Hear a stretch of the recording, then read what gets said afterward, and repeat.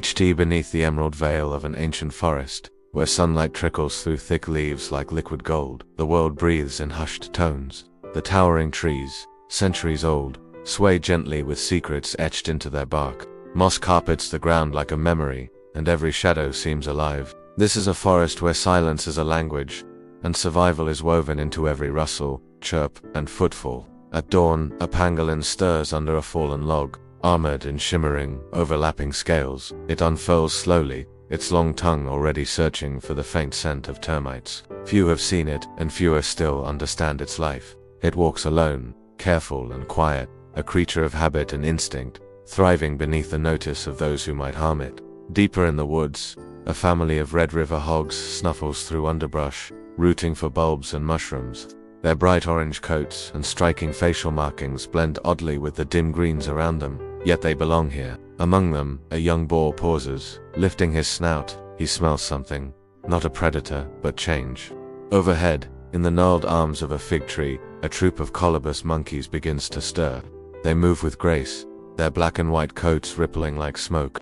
They chatter softly, grooming one another, teaching the young to leap and land. For them, every branch is a road, every canopy a cradle. But danger doesn't always come from the ground. High above, a crowned eagle watches. It sits still as stone, feathers blending with bark, eyes sharper than any blade. It has seen the monkeys. It has chosen.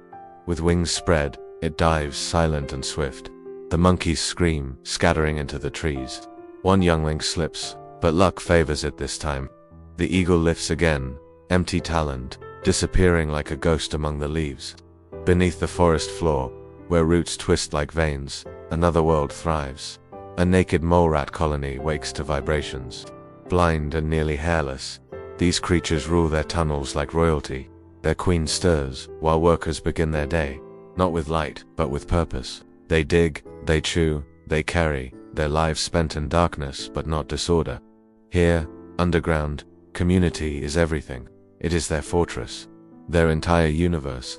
As the sun climbs higher, the underbrush warms. A gaboon viper coils in the shade, nearly invisible against the leaf litter. It waits, its tongue tasting the air.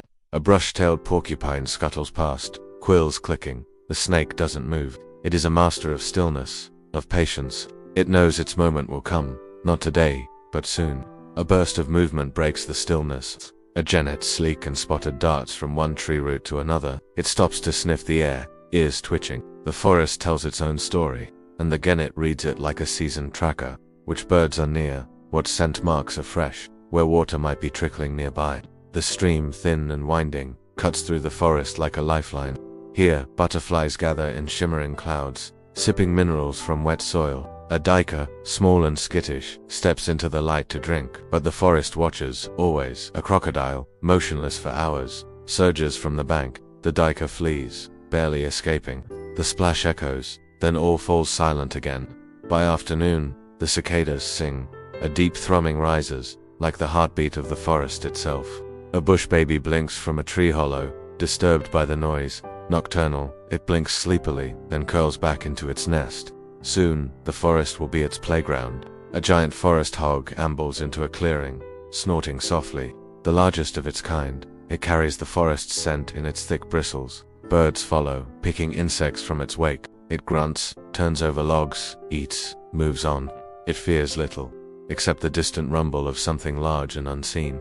That sound comes closer now. A forest elephant, smaller than its savanna cousins, but no less powerful, brushes through a bamboo grove. With careful steps, it makes a path no other can. Vines cling to its tusks. Its ears flick at flies. It has lived through many seasons, and the forest seems to shift around it as it passes.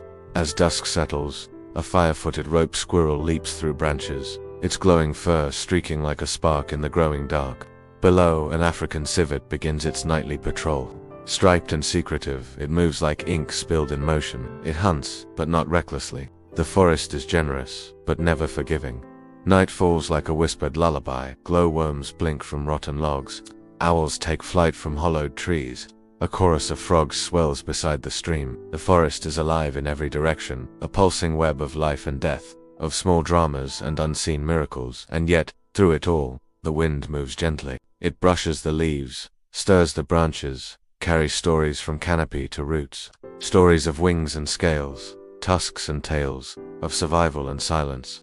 In this world, hidden from roads and cities, time does not rush, it circles, it grows, it remembers.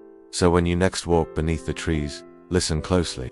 You might hear the echoes, the footsteps of those unseen, the breath of the hollow earth, and the whispers that keep it alive.